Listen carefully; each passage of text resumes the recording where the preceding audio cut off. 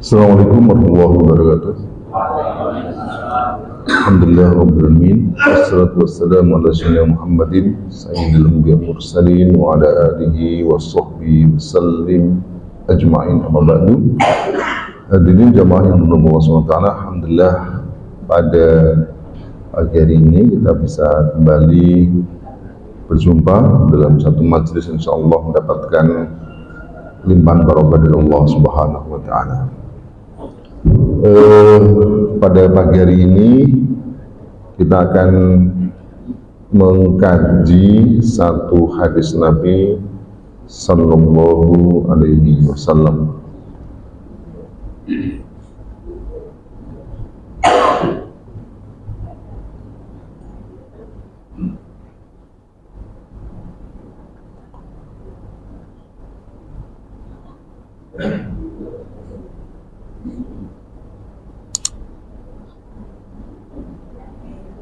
Sebentar saya.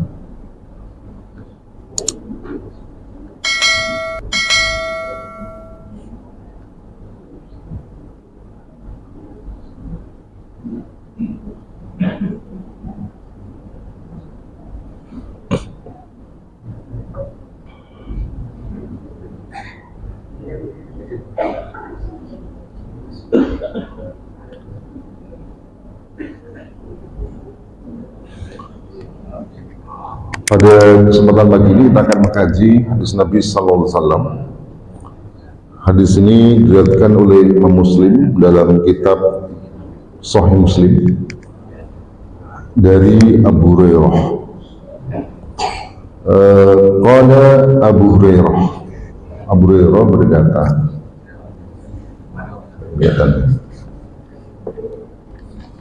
Qala Abu Hurairah berkata,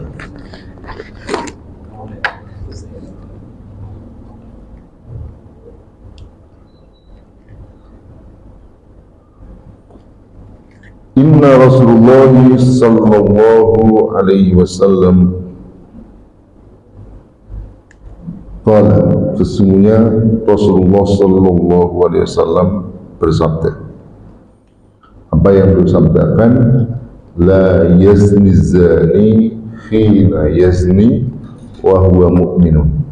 Jadi seorang pezina tidak berzina sementara dia dalam keadaan mukmin, wa huwa mu'minun.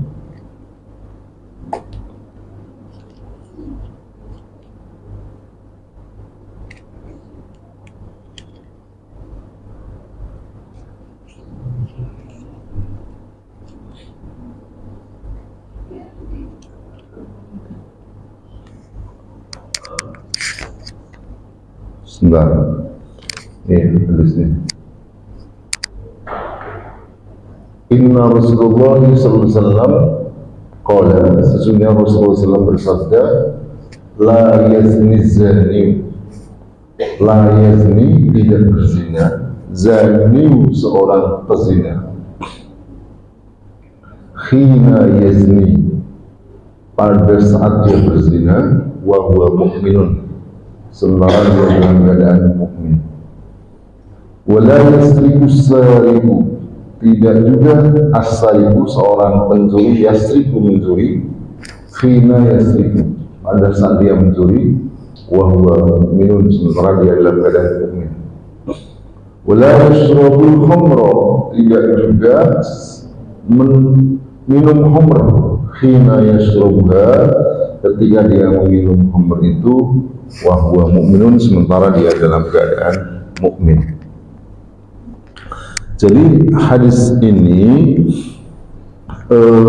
menggambarkan atau memberitakan kepada kita bahwa seseorang itu melakukan kemaksiatan seperti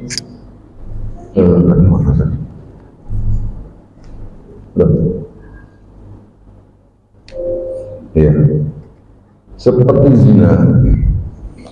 La yazni zani, tidak akan seorang pezina itu berzina, khina yazni saat dia berzina, pada saat berzina, wa huwa mu'min, sedangkan dia dalam keadaan mukmin. Jadi kalau orang itu dalam keadaan mukmin, dia tidak akan berani untuk melakukan kemaksiatan seperti zina. Demikian juga seseorang itu saat dia mencuri, ketika saat mencuri itu dia beriman kepada Allah, itu dikatakan tidak akan mencuri kalau dia sedang berada dalam kondisi iman. Seseorang tidak mungkin juga minum khamr pada saat dia minum itu dalam keadaan iman. Iman itu yang dalam hadis ini bisa benar-benar tidak beriman. Artinya memang nggak ada bayangan iman kepada Allah pada hari akhir dan seterusnya. Ataupun kalau masih ada, iman itu sudah begitu lemah sehingga tidak mampu mencegah dirinya untuk melakukan berbagai macam kemaksiatan. Saya ingin berikan contoh yang sederhana supaya nanti kita lebih tergambar. Kalau kita naik motor atau mobil, di ujung sana itu ada sejumlah polisi yang melakukan operasi zebra atau operasi kendaraan. Kalau tidak bawa surat, SIM, STNK, tilang denda.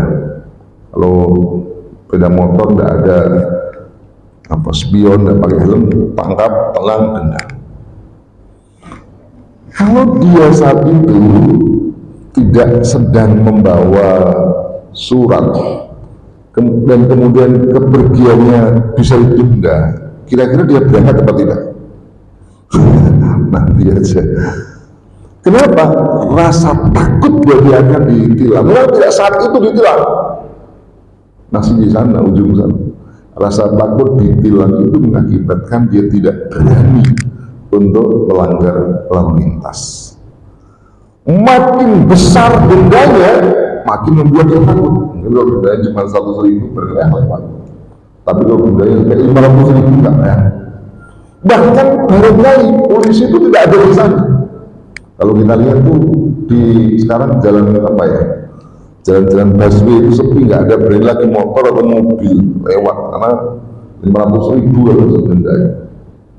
Jadi orang dengan ada denda itu yang pasti akan diberikan, kalau ini masih belum, itu membuat orang itu tidak berani melakukan penyimpangan untuk pelanggaran.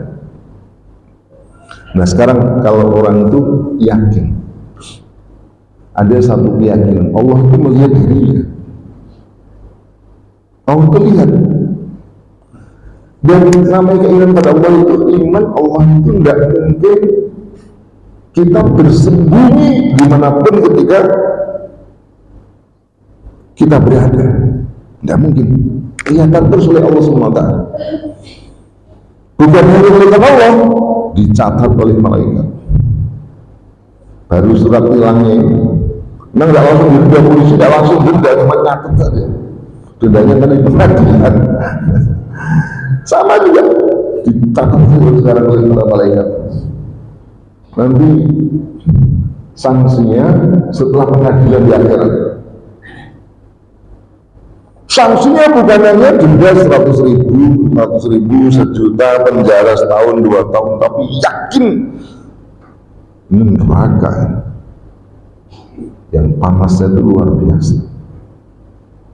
Maka keyakinan seperti itu ketika ada, tidak akan berani dia berzina, tidak akan berani dia mencuri, tidak akan berani dia meminum khamr. Berarti kalau ada orang berani melakukan kemaksiatan itu, sesungguhnya saat itu keyakinannya itu tipis. Cuman kalau berlamat-lamat ya, atau bahkan sudah tidak ada sama sekali. Jadi kalau ada orang melakukan kemaksiatan itu sebenarnya harus diperiksa keimanannya. Keimanan itu masih ada, masih lamat-lamat itu apa ya? Masih tipis-tipis, ada tapi tipis-tipis, atau bahkan sudah nggak ada sama sekali. Paling bahaya itu kalau sudah tidak ada sama sekali. Ini contoh hadis yang secara tegas menunjukkan seperti itu. La yazni zani khina yazni wa huwa mu'minun wa la yasriqu sariqu khina yasraku wa huwa mu'minun wa la yashrabu khamra khina yashrabuha wa huwa mu'min. Saya berikan contoh bahwa kalau ada iman itu bukan hanya mencegah orang melakukan maksiat, tapi bisa mendorong orang untuk melakukan ketaatan. Contohnya kalau kita sedang puasa, coba kalau saya tanya pada saat puasa, tengok kiri kanan tidak ada orang, berani tidak makan? Tidak berani. Kalau kita puasa, tengok kiri kanan tidak ada orang, waduh sepi dah, ya, masuk ambil sesuatu dari kulkas, tidak ada yang tahu, dilakukan. Tapi pada saat itu, pada saat berpuasa itu sebenarnya ada satu keyakinan terselip. Jadi keyakinan itu disadari atau mungkin masih terselip tadi. Keyakinan apa? Keyakinan bahwa tidak ada tempat tersembunyi di hadapan Allah. Mau sembunyi di mana coba? Saat itu kita yakin Allah selalu mengawasi dan melihat kita dimanapun kita berada, sehingga tidak berani kita makan walaupun tidak ada seorang pun yang melihat. Walaupun kita kecil aja ada berani kita makan. Mungkin Allah nggak tahu misalnya kita makan hanya sesuap saja, nggak ada. Berarti saat itu ada keyakinan seperti itu. Ada berani minum. Maka sebenarnya orang yang puasa itu sebenarnya kalau mau dilihat itu sebenarnya orang yang dalam kondisi penuh keimanan. Penuh keimanan. Keimanan itu sudah sepenuh-penuhnya. Oleh karena itu kalau kita lihat wajar kalau puasa itu punya keistimewaan. Sampai Nabi dalam hadis qudsi mengatakan kullu amal ibni Adam lahu, semua amal Bani Adam itu untuk dia, illa siyama, kecuali puasa, fa innahu li, karena semua puasa itu untukku. Begini menurut para ulama, karena kok di semua amal yang lain itu untuk Bani Adam, sementara puasa itu untuk diriku. Menurut para ulama, makna hadis itu adalah kalau amal yang lain itu terselip riya. Saya ini juga katakan riya itu ada hubungannya dengan keimanan. Riya itu apa? Riya itu adalah niatul niat amal dunia biniatid amalun ibadah biniatid dunia. Jadi riya itu sebenarnya adalah melakukan ibadah untuk kepentingan dunia. Jadi kalau sholatnya riya itu gimana? Berarti kalau dilihat orang sholat, nggak dilihat orang nggak sholat, cuma riya ingin dilihat aja gitu. Nah, untuk amal dohir yang lain semua itu ada kemungkinan. Orang pamer sholat, wah saya juga sholat nih, syuting beredar, saya sholat, saya bahkan tayamum, bahkan tayamum sepet kaki, nah misalnya, ya, misalnya seperti ini apa? Bisa diriakkan sholat, zakat, haji, bahkan itu bisa diriakkan karena bisa diperlihatkan. Kalau puasa itu nggak bisa. Gimana coba? Kalau puasa riya itu berarti begini: saat orang sahur ikut sahur, saat orang buka ikut buka, semua orang lemes dia ikut lemes. Tapi begitu orang tidak ada, makan. Jadi orang riya itu sebenarnya terkait dengan keimanan. Nah, kalau dia mampu mencegah itu semua, mendorong dia tidak makan, mendorong dia tidak makan beriman yang lain, berarti saat itu ada keimanan. Nah, sama dengan itu. Jadi kalau keimanan itu sebenarnya ibarat baterai, itu makin kuat baterainya itu mampu mendorong beban.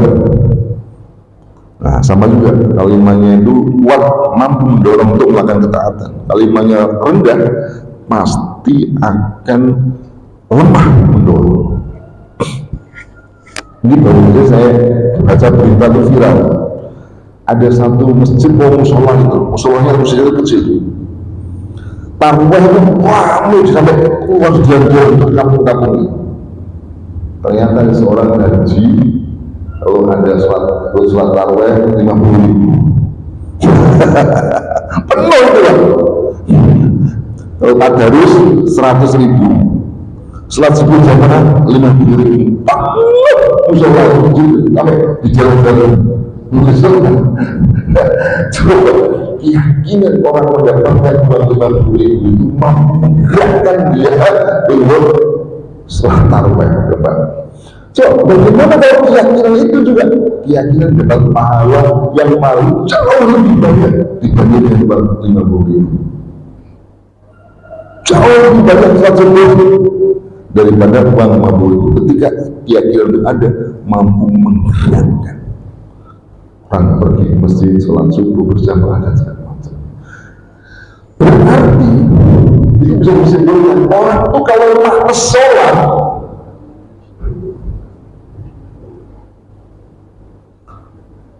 sudah pasti imannya lemah atau bahkan tidak ada. Itu ada kaitan, korelasi yang sangat jelas.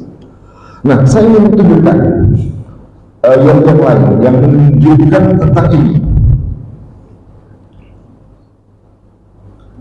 Nah, ini ya, ini tadi tentang surah hadis. Kalau kemudian kita coba kita baca hadis ayat ini. A'udzu billahi minasy syaithanir rajim. Wa lil mutaffifin الذين إذا كانوا على الناس يستوفون وإذا كالوهم أو وزنوهم يخسرون ألا يظن أولئك أنهم مبعوثون ويل للمطففين. Seolah-olah orang yang curang. Tapi sebenarnya kalau kita lihat ayat ini bukan sekedar curang itu, curang yang dalam soal timbangan dan takaran. Betul-betul orang yang buat curang, tapi curangnya itu tidak banyak. Dari kata tofif, tofif itu barang yang sedikit, barang yang sepele. Tapi sudah disebut wail, celaka.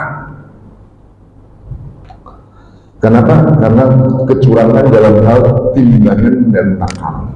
Kalau saya tanya, orang curang dalam timbangan dan takaran itu banyak? Cerita banyak? Banyak apa sedikit? Nggak mungkin banyak. Kalau banyak, ketahuan konsumennya. Mesti itu hak. Ayo. Betul ya? Jadi pasti curangnya sedikit. Saking sedikitnya tidak diketahui konsumennya. Tapi ayat ini mengingatkan meski sedikit wail, kecelakaan, adab yang sangat dahsyat bagi mereka yang mengambil harta yang kecil, tofif yang sepele, sampai sepelenya tidak terlihat oleh orang lain. Ini sebenarnya juga memberikan makna, kalau harta diambil sedikit saja, itu sudah anggarannya banyak. Sekarang ngambilnya sudah kayak tofif lagi, ngambilnya sudah ratus juta, miliar, bahkan triliun.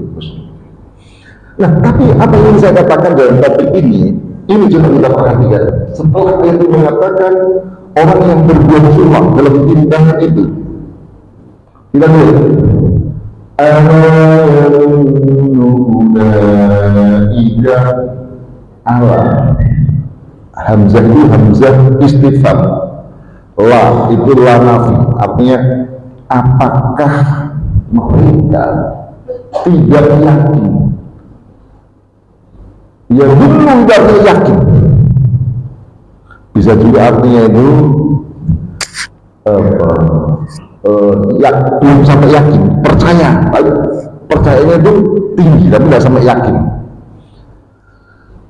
Apakah mereka yang melakukan tindak perbuatan curang itu tidak yakin annahum sesungguhnya mereka mab'utsun dibangkitkan Allah?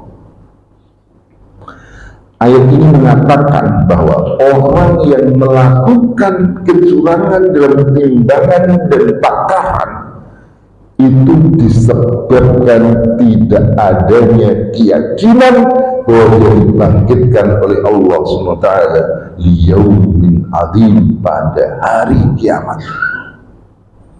Sebab kalau orang yakin pada hari kiamat, tidak berani. Mungkin alhamdulillah kita ini barangkali ya, meski nggak dilihat orang nggak berani mengambil. Ada uang di masjid misalnya, kalau buat kita, meski kita sangat butuh uang itu, tidak kita yakin Allah melihat, yakin kita akan dibangkitkan Allah SWT, dipaksa karena uang yang kita ambil tadi. Tapi kalau orang tidak ada keyakinan bahwa hari kiamat itu akan terjadi, dia akan dibangkitkan dan harus mempertanggungjawabkan di depan Allah SWT, nggak ada keyakinan itu, sudah pasti dia akan berani berbuat curang. Ini salah satu ayat yang menunjukkan apa yang disebutkan dalam hadis tadi. Saya juga tunjukkan ayat yang lain, yang kalau ini adalah ayat artinya tiadanya keimanan membuat orang tidak mampu mencegah dia melakukan kemaksiatan dan kemungkaran. Kita lihat ayat yang lain yang tadi saya juga membuktikan bahwa keyakinan kepada Allah, keyakinan pada hari kiamat itu juga mampu mendorong orang untuk melakukan ketaatan. Kalau ini adalah surah Al-Mutaffifin ayat 104, ini surah Al-Baqarah 45-46. Coba kita perhatikan. A'udzu billahi minasy syaithanir rajim. Wasta'inu bis-sabri was-salah wa innaha lakabiratun illa 'alal khashi'in الذين يظنون أنهم ملاقو ربهم وأنهم إليه راجعون. Mintalah wasta'inu, mintalah kepada Allah bisabri wassalah, dengan sabar dan salat. Apa disebutkan? Wa innaha, sesungguhnya salat itu lakabiratun, sungguh sangat besar. Salat itu amat berat. Tapi ada disebutkan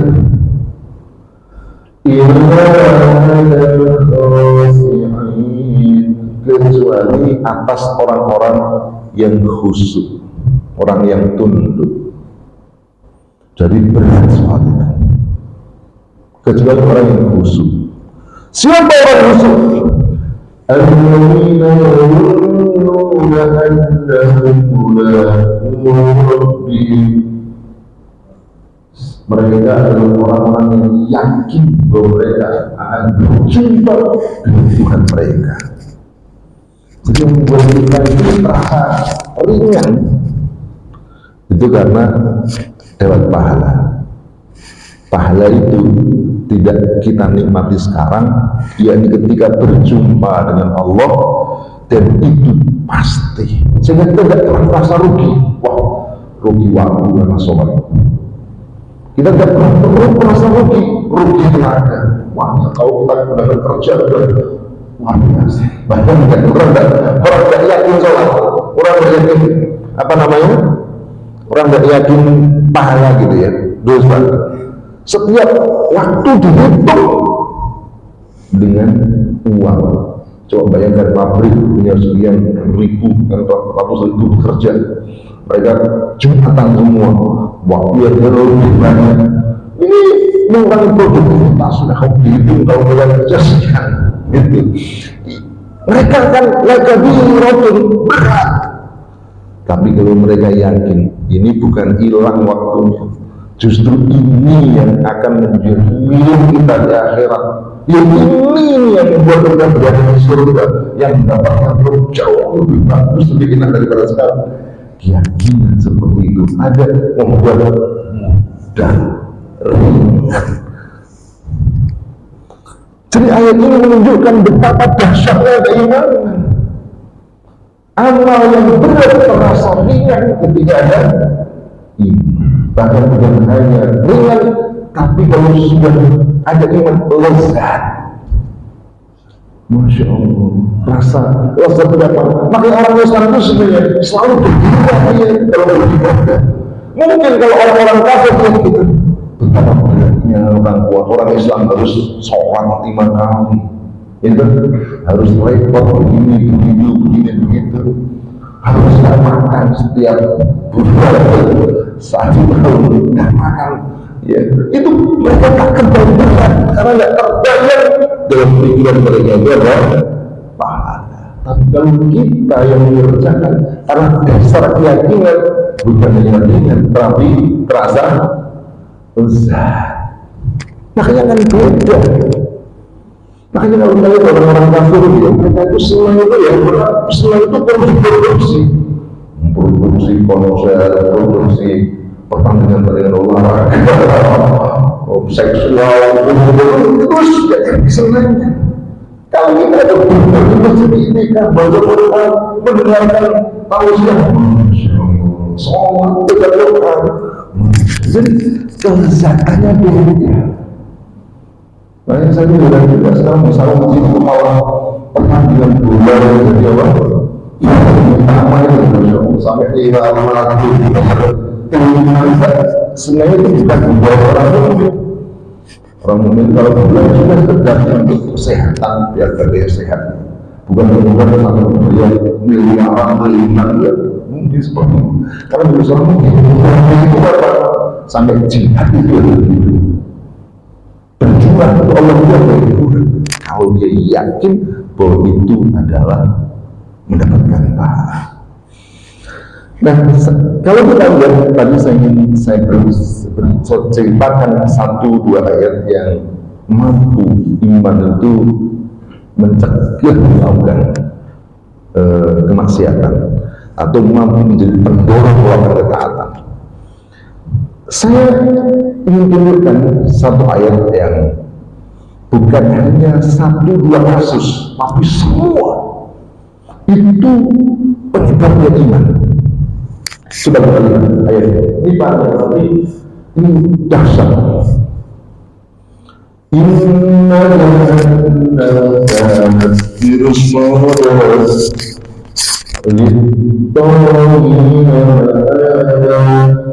لامثين فيها أحقابا لا يذوقون فيها بردا ولا شربا إلا حميما وغساقا جزاء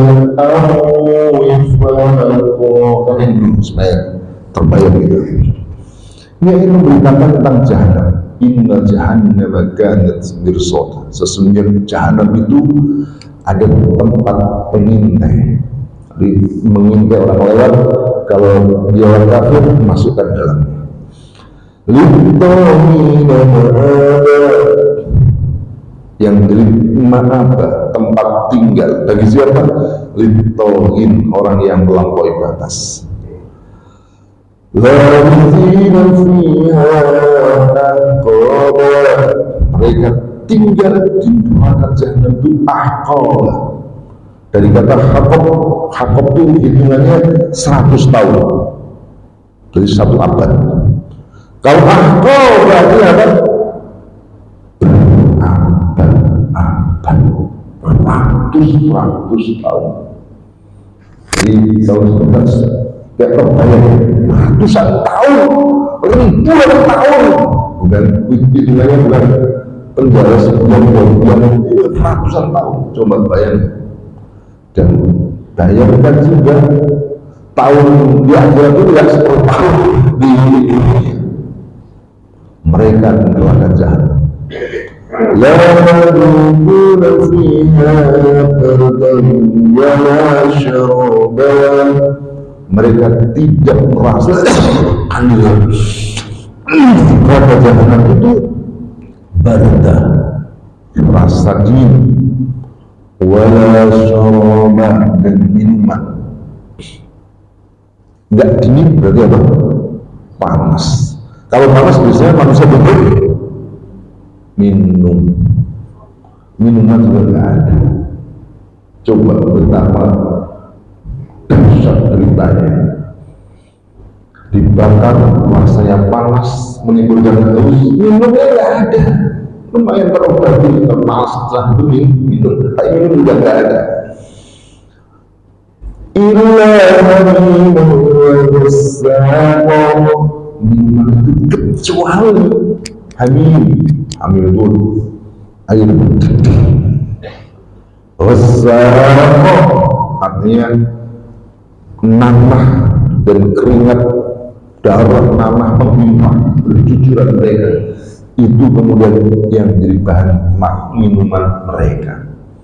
Itu yang mengatakan sebenarnya kalau ada minuman, maka minuman itu tidak menyegarkan, tidak menghilangkan rasa haus, tapi sebaliknya menambah siksa. Coba ini kita sedang bayangkan betapa dahsyatnya hukuman itu. Dan itu bukan sehari 2 hari, sebulan 2 bulan, setahun 2 tahun, bukan 100 tahun, beratus-ratus tahun, beribu-ribu tahun, bertriliun-triliun tahun, bahkan khalidina abada. Sekarang pertanyaannya gini, bukan satu pertanyaan. Allah menyebutkan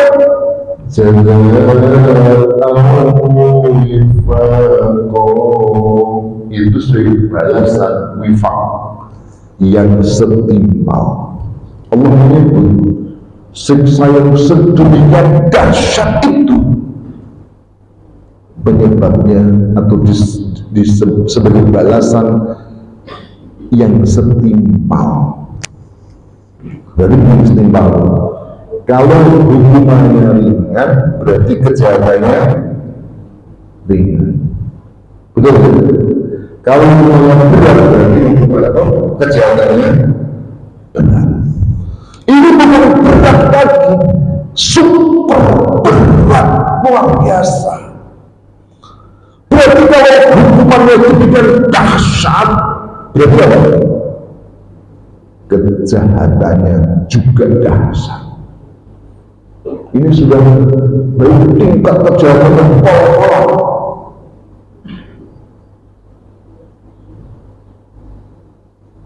Tidak mungkin Allah memberikan hukuman yang dahsyat kalau kejahatannya ringan saja.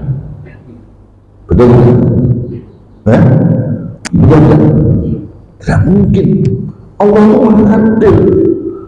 Tidak mungkin kalah dengan betul dunia hukuman itu. Ini pas tidak mungkin melebihi daripada kejahatan yang mereka lakukan. Nah, sebelum kita teruskan, apa kejahatan mereka itu sehingga mendapatkan hukuman demikian dahsyat, demikian lama, bahkan tak ada putusnya itu apa? Ayo jawaban yang berikutnya. Innahum kanu la yarjuna hisaba. Inna harfu inna dalam ayat ini kalau kita tafsir maknanya harfu ta'lil, karena mereka mendapatkan hukuman demikian dahsyat dan tak ada putusnya disebabkan oleh apa? La yarjuna hisab, mereka tidak mengharapkan hisab, tidak mengharapkan pembalasan dari Allah. Orang yang tidak mengharapkan hisab, tidak mengharapkan perlindungan, tidak mengharapkan balasan dari akhirat, itu artinya apa? Dia tidak yakin, tidak beriman kepada hari kiamat. Kita ini karena kita beriman, maka kita selalu berpahala percaya. Waktu itu tidak.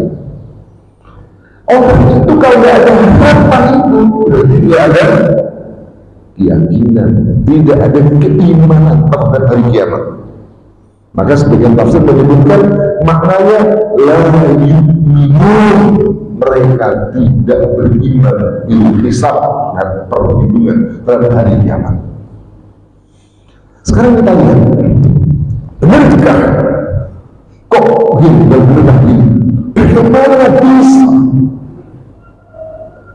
tidak beriman kepada hari kiamat itu merupakan kejahatan yang begitu dahsyat sampai dengan dahsyat.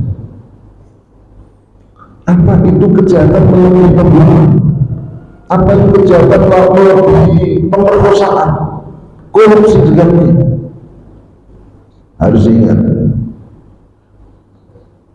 orang itu melakukan korupsi, pencurian, dolim, perzinahan, pemerkosaan itu sebabnya satu. Kalau mau itu sebabnya satu, nggak ada iman kepada neraka, nggak ada iman kepada surga, itu sudah pasti.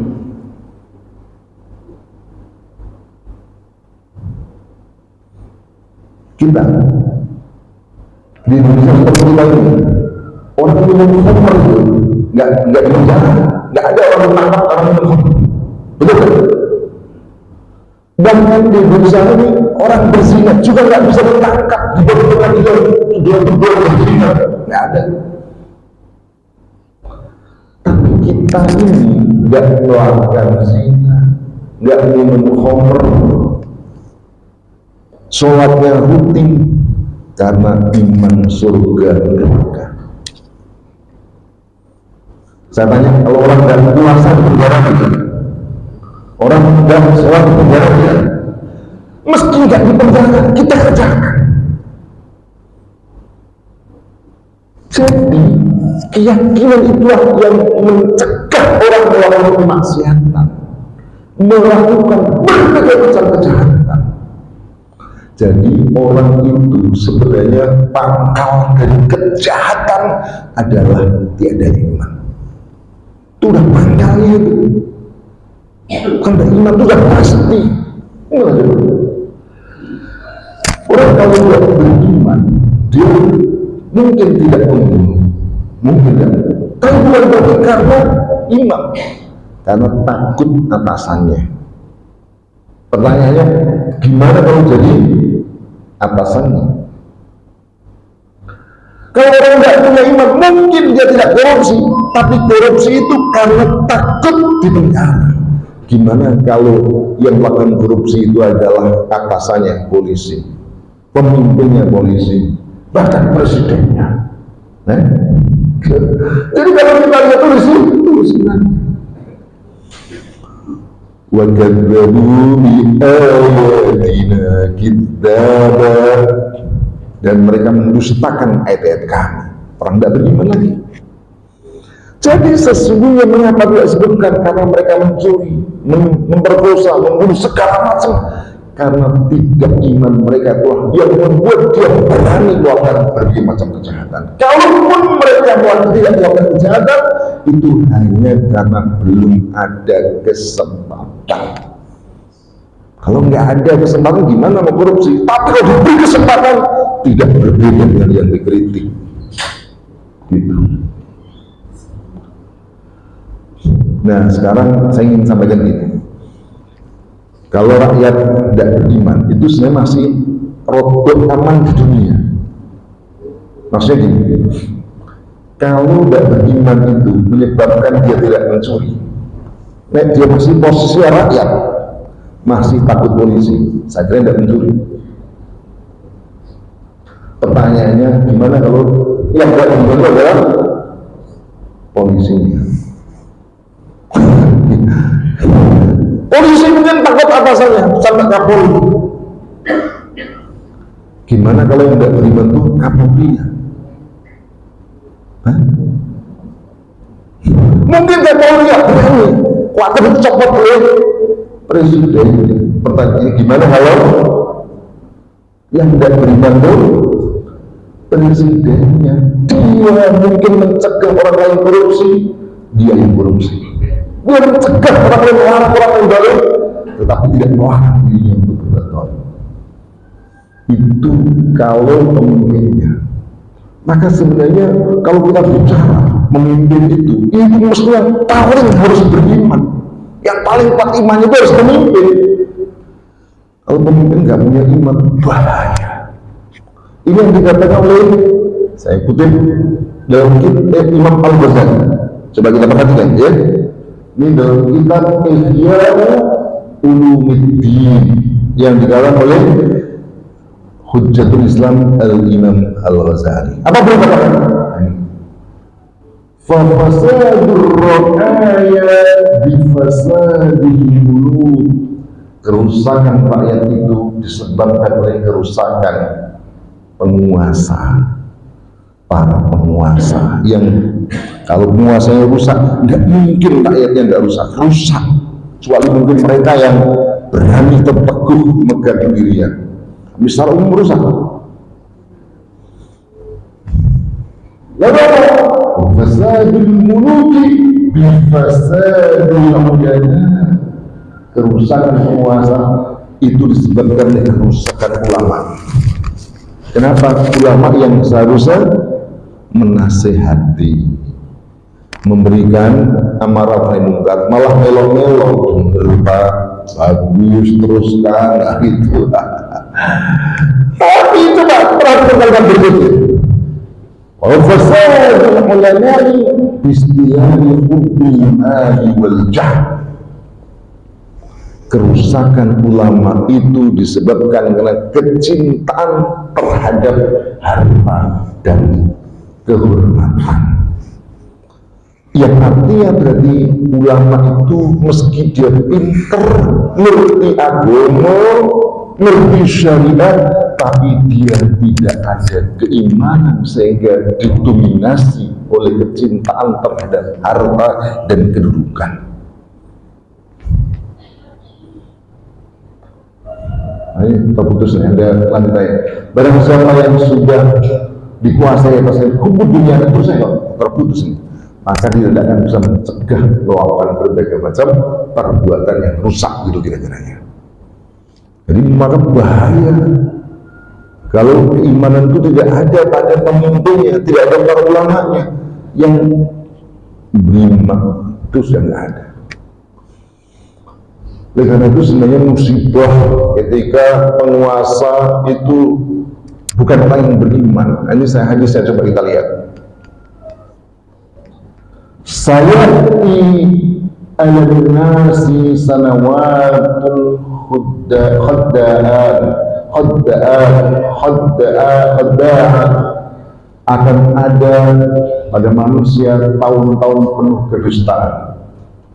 Apapun sesuatu yusaddaku fihal kadhib. Orang mendusta di dalam tahun-tahun itu justru dibenarkan.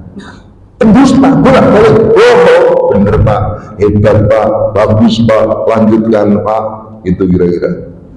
Sebaliknya baru fi as-sadiq, orang jujur justru didustakan. Bahaya, bohong ini, menyebar hoax ini. Terus benar orang jujur ini penyebar hoax, menyebar kebencian, radikal, segala macam, tangkap kalau perlu, ya. Walaupun fi al-khain, orang yang khain, pengkhianat, justru dipercaya. Percaya suruh jadi pemimpin, suruh jadi penguasa. Kalau penguasa itu menguasai dirinya bahkan. Wa yuhawwalu fi al-amin, justru al-amin, orang yang jujur, orang yang baik, yang amin, yang jujur lagi, yang amanah, justru yuhawwalu, dianggap khianat, bahaya, radikal, memecah belah bangsa, segala macam tujuannya. Walaupun fi saat itu ruang hidup itu banyak ngomong. Kemudian para sahabat ketika katanya, kila rumah Huwaibi itu, siapa itu Huwaibi? Apa itu? Ar-rajul bafih, orang yang bodoh, orang yang dulu fi amril amah, yang mereka ngurusi perkara umum, perkara masyarakat. Kalau dalam hadis, orang yang bodoh itu yang tidak mampu mengendalikan dirinya. Coba bayangkan, kalau dia itu sudah mampu memimpin dirinya, dia pengen uang, ini uang haram, jangan. Pengen perempuan, ini haram, jangan. Itu berarti dia mampu memimpin dirinya. Kalau orang itu tidak mampu memimpin dirinya, pokoknya makan zat sikat, waktu puasa nggak masalah sikat, dan segala macam. Itulah orang yang dungu, orang yang bodoh. Bayangkan orang yang bodoh seperti itu disuruh mengatur masyarakat, disuruh memimpin masyarakat, itu gak rusak. Dia mengatur dirinya, mengendalikan dirinya saja tidak mampu, apalagi mengatur orang. Mengatur lantai sudah terbukti dia bisa mengatur dirinya, memimpin dirinya, mengendalikan dirinya, baru dia bisa memimpin, mengatur orang lain. Alamat bahaya besar ketika orang tidak mampu memimpin dirinya, justru dipasrai menjadi pemimpin. Itu ketika apa? Orang bodoh yang tidak beriman seperti. Baik, moga-moga bermanfaat. Kalau ada yang mau ditanyakan, silakan sebelum kita akhiri. Iya, silakan.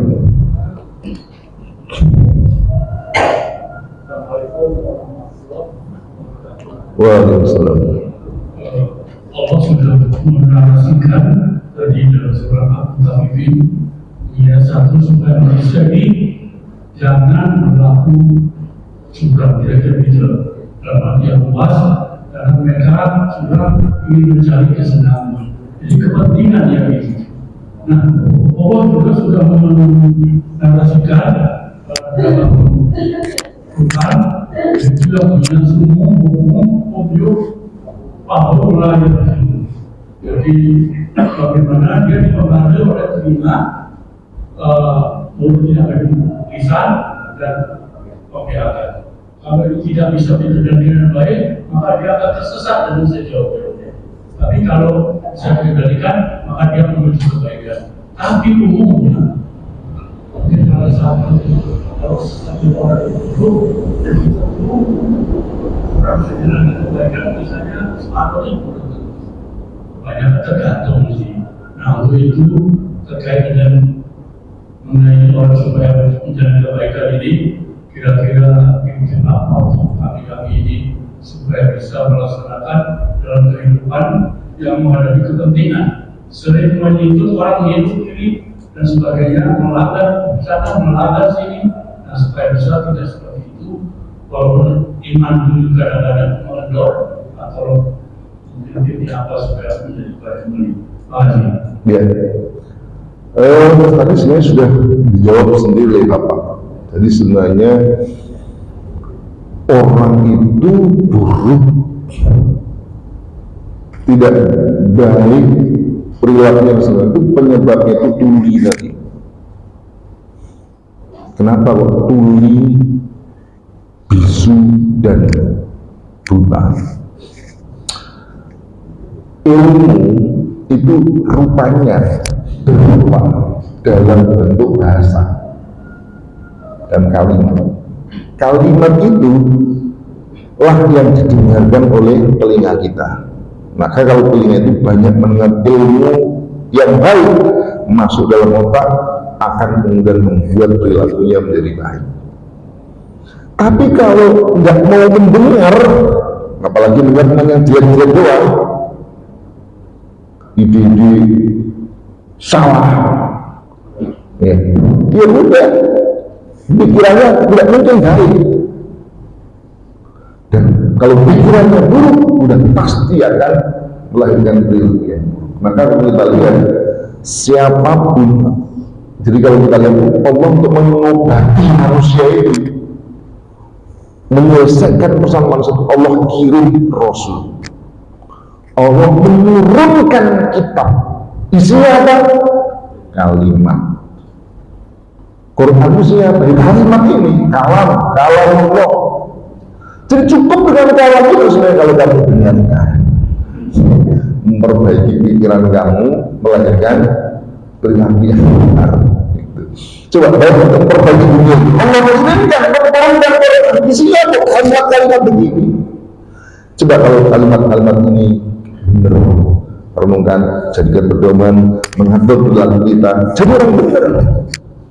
Tapi kalau kalimat dari Allah yang benar baik tadi tidak mau didengarkan, nggak akan pikirannya benar dan sudah pasti perilakunya dan tidak mungkin benar. Saya memberikan contoh ini, misalnya surah Nuh, coba dilihat. Ini ya.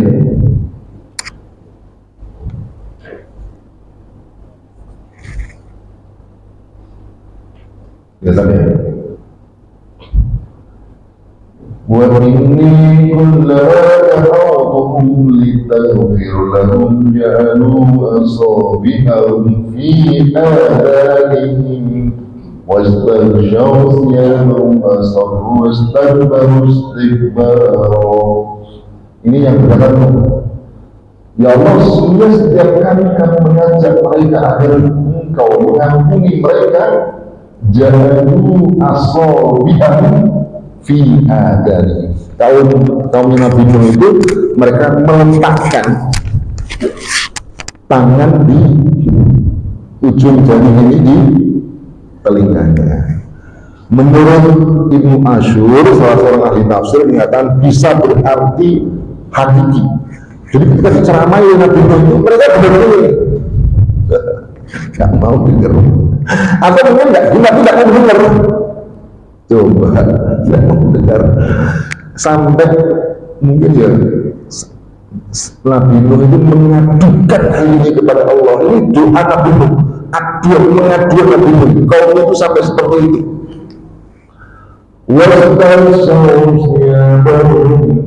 Dan mereka menutup wajah mereka itu dengan pakaian mereka. Jadi itu tingkatnya sudah sumun, hukumnya kan buta. Nah, di selama itu sama kok gini, tutup mata, terus gak mau gas. Ya sudah, akhirnya mereka gilas oleh neraka. Kita lihat lagi coba, kenapa orang sampai masuk neraka?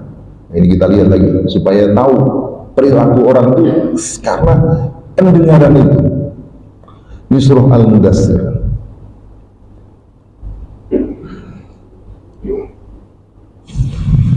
Kita lihat sebelumnya. Orang yang masuk neraka itu sakor. Mereka itu wagunam kadul yaumiddin hatta atanal yakin, kami mendustakan hari kiamat sampai datang kepada kami yakin, maksudnya sampai mati. Fama tanfa'uhum syafa'atus syafi'in, tidak bermanfaat bagi mereka syafaat orang. Fama lahum anit tadhkirati mu'ridin, mereka itu berpaling dari peringatan, berpaling tidak belum mendengarkan. Sama apa? Ka'annahum khumrum mustanfirah, karena mereka itu seperti telaga yang berlarian. Farrat min qaswarah, mereka berlarian karena takut dengan singa. Jadi orang memberitahu itu gak jelas, coba ngomong, lari dia. Itu bahaya kalau seperti itu. Jadi kalau panjenengan tanya apa yang harus dilakukan, pertama kali mendengarkan, buka lebar-lebar telinganya untuk mendengar ayat-ayat Allah. Jangan kemudian kalau diceramai, diberitahu yang baik malah ditinggal, ya, diberitahu tidak mau mendengarkan, malah membenci. Farrokin was, seperti takut dengan wah ini ngomongin terus. Jadi itu. Maka si orang mukmin kalau disebutkan innamal mu'minuna idza du'u innama kana qaulul mu'minina idza du'u ila Allah wa rasulih. Ucapan orang mukmin itu jika diajak oleh Allah dan Rasulnya ayyaqulu sami'na wa ata'na, kami mendengar, kami taat, karena tidak mungkin taat kalau tidak mendengar. Dengar dulu, taat. Nah, mungkin taat, tidak bisa taat kalau tidak mendengar. Buka telinganya, pikirkan, jadikan pedoman, kerjakan. Dengarkan, renungkan, jadikan pedoman, kerjakan. Gitu. Maka orang itu bisa meningkatkan amal kalau dia ilmunya tambah. Tidak mungkin orang bisa menambah amal kalau tidak menambah ilmu. Sebenarnya kita itu Masya Allah mendapatkan pahala itu banyak kesempatan karena tidak punya ilmu, tidak ngerti gimana. Padahal pahala itu saking banyaknya. Ya kalau tidak seperti tadi yang disebutkan, seperti orang yang tuli. Dan Quran menyebutkan memang orang-orang kafir itu yaitu tuli, ya, buta dan segala macamnya. Itu sebenarnya yang menjadi penyebabnya. Jadi kalau ingin buat, dengarkan, simak, belajar, tambah ilmu yang benar, komitmen, kerjakan. Nah itu Pak saya kira ya tips sederhana. Ada lagi yang lain? Kalau enggak kita akhiri. Baik, kalau tidak ada berarti kita akhiri. Moga-moga kita diberi Allah SWT keimanan yang kuat sehingga mampu mendorong kita untuk melakukan ketaatan, dan sebaliknya juga kita mampu mencegah berbagai macam masalah yang kita lakukan. Dan moga-moga di bulan puasa ini kita diberi keimanan sampai akhir puasa bisa menjalankan dengan sempurna dan betul-betul kita mendapatkan gelar al-muttaqin, orang yang bertakwa, karena orang yang bertakwa itu mendapatkan keberuntungan. Faqad fazal muttaqun, sungguh beruntung orang-orang yang bertakwa itu. Maknanya kalau tidak bertakwa rugi serugi-ruginya. Demikian yang kami sampaikan, semoga bermanfaat. Untuk dengan doa from this subhanallahi hamdika asyhadu an la ilaha illa anta astaghfiruka wa atubu ilaik. Assalamualaikum warahmatullahi wabarakatuh.